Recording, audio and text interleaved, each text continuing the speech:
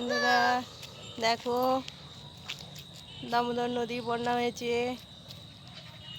কত জল। এটা আমাদের বাঁধের সমান জল হয়ে গিয়েছিল কালকে, আজকে একটু কমেছে জল।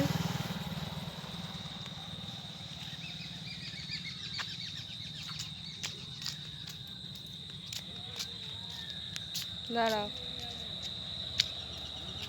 ওই সামনের বাড়িটা নিজের তলা ডুবে গিয়েছিল, এখন কমেছে জল। দেখো জলে সব ভেসে আছে, এখনো লোকের কত ফসল নষ্ট হয়ে গেছে, ধান সবজি সব কিছু নষ্ট হয়ে গেছে। এখানে জল ছিল।